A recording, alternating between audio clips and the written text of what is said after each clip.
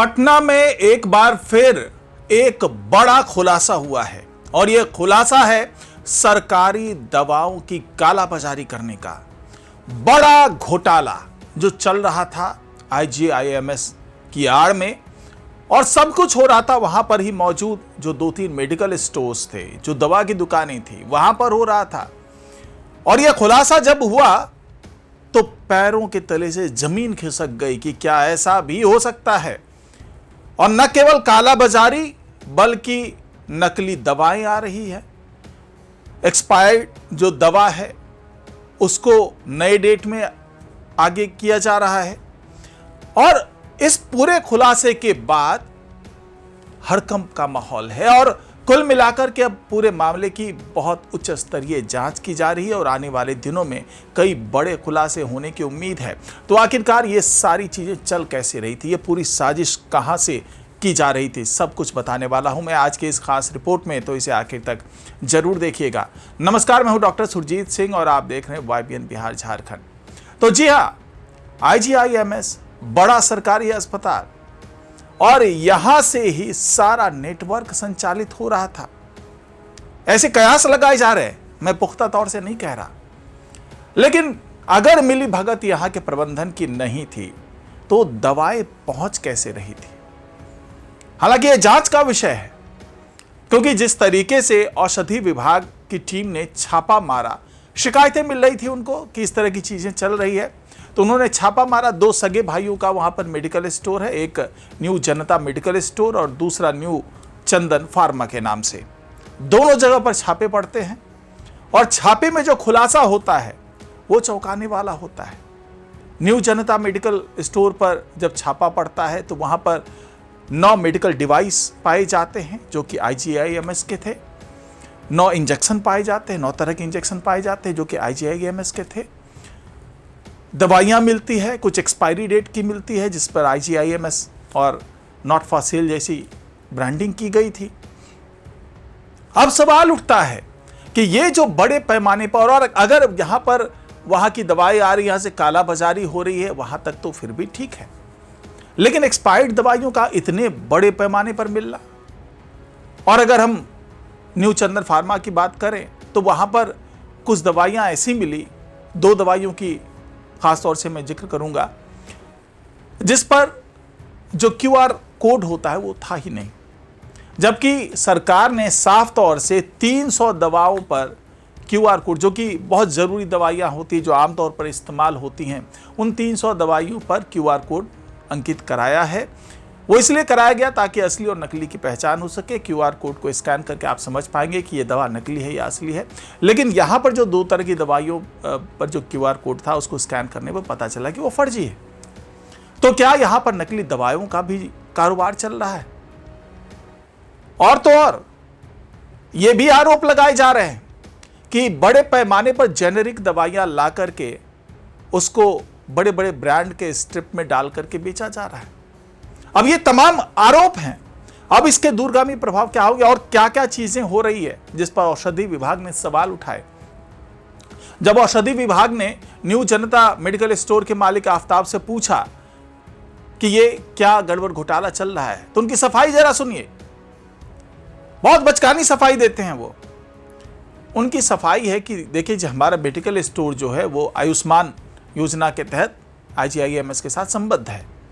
तो आयुष्मान योजना वाले जो मरीज होते हैं वो हमारे यहाँ से दवाइयाँ भी ले जाते हैं और उसके बाद वो जो है दवाइयाँ जो यूज नहीं होती है वो दवाइयाँ लौटा के चले जाते हैं और वही दवाइयाँ आप लोगों को मिल रही है। अब मजे की बात है कि पूरा पत्ता, पूरा स्ट्रिप, नए स्ट्रिप वहां पर मिल रहे हैं या आयुष्मान वाले मरीज ले जा करके दे रहे हैं वहां। अब सवाल ये उठा, जो विभाग के निरीक्षक थे जो वहां पहुंचे, तो उन्होंने पूछा कि अगर ऐसा ही हो रहा, अगर आपकी बात को भी सही मान लें, तो आपको ये सारी दवाइयां, ये मुफ्त की सरकारी दवाइयां ही है, इसे आपने अपने मेडिकल स्टोर में क्यों रखा है? इसको वापस आपको IGIMS में कर देना चाहिए था। आपने क्यों, अगर मरीज ने आकर के दवाई आपको देनी चाहे तो आपको लेना नहीं था, आप कह देते कि भाई आप IGIMS में जाकर के आप जमा करवा दीजिए, क्योंकि हो सकता है कि दूसरे मरीज के वो काम आ जाए, दवाइयां फेंकी तो नहीं जाएगी। अब दूसरा सवाल किया गया कि भाई आपने इतने बड़े पैमाने पर एक्सपायर्ड दवाइयां क्यों रखी है? बोले जी बस रखी हुई है, जो दवा दे के जाते हैं वो रखी रह जाती है। तो कहा गया कि भाई या तो आप इसे नष्ट कर देते या वापस IGIMS को लौटा देते कि भाई वो जिस तरीके से भी डिस्ट्रॉय करना हो, जिस तरीके से जो करना वो कर लेते।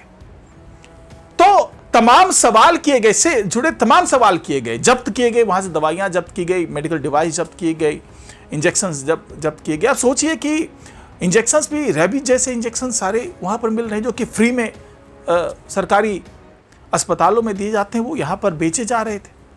तो सारे इंजेक्शन, दवाइयाँ, मेडिकल डिवाइस सारे जब्त कर लिए गए हैं, न्यू जनता मेडिकल स्टोर से भी और न्यू चंदन फार्मा से भी। अब IGIMS में जांच चल रही है, वहाँ के स्टोर कीपर से पूछा जा रहा है, वहाँ के जो उपनिदेशक है उनसे बातचीत की गई, पूछा गया कि भाई इस तरह की चीज़ें चल रही। तो उन्होंने कहा कि भाई हमारे संज्ञान में नहीं है और हमारे यहाँ का कोई कर्मचारी अगर संलिप्त पाया जाता है तो उसके खिलाफ हम विभागीय कार्रवाई करेंगे और बहुत जल्दी करेंगे। तो ये पूरी जांच औषधि विभाग भी कर रही है और साथ ही साथ IGIMS का जो प्रबंधन है वो भी इसकी जांच कर रहा है। लेकिन सवाल यही उठ रहा है कि जो आरोप लगे हैं कि आप मरीजों की जान के साथ खिलवाड़ कर रहे हैं, ये महज कालाबाजारी का ही नहीं है, यह कोई डीजल, पेट्रोल, केरोसिन ऑयल, चीनी या राशन के गल्ले का जो सामान है उसकी कालाबाजारी नहीं हो रही, यहाँ दवाइयों की कालाबाजारी हो रही है। और साथ ही एक्सपायर्ड दवाइयां जो है वो बेची जा रही हैं, डेट बदल करके, उसी रैपर पे डेट बदल दिया जाता है। सोचिए, किसी के जान के साथ खिलवाड़ कर रहा है। और तो और जो जेनरिक दवाइयां आती है उसको ब्रांडेड स्ट्रिप में डाल करके उसको बेचा जाता है, जो कि सस्ते दामों में, जो मतलब 50-100 रुपए की आती है, वही चीजें 300-400 रुपए की कीमत पर बेची जाती है, ब्रांडेड दवा बता करके। इसके अलावा जो QR स्कैन नहीं हुआ, QR कोड, यानी कि जाहिर सी बात है वो नकली दवा हो सकती है, तो उसकी भी जांच की जा रही है कि आखिरकार ये माजरा क्या है। वो 2 स्ट्रिप उसका जो है वो संबंधित कंपनी को भेजा गया कि आप जांच करके बताइए ये आपके यहाँ की है या नहीं है, ये नकली तो नहीं है। तो सोचिए कि मरीजों के जान के साथ खिलवाड़ किया जा रहा है, 2 पैसे की कमाई और फायदे के लिए इतना बड़ा खेल।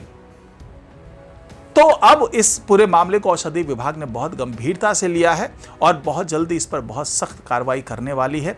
हो सकता है कि दुकानों के लाइसेंस रद्द की जाए, उसको सील कर दिया जाए, या जो भी होगा वो बड़े पैमाने पर कार्रवाई होगी। इसके अलावा वहाँ राजा बाजार पे जो IGIMS के आसपास की जो इलाके हैं वहाँ पर और भी मेडिकल स्टोर्स हैं, वहाँ पर भी छापे पड़ रहे हैं, वहाँ पर भी निरीक्षण किया जाएगा।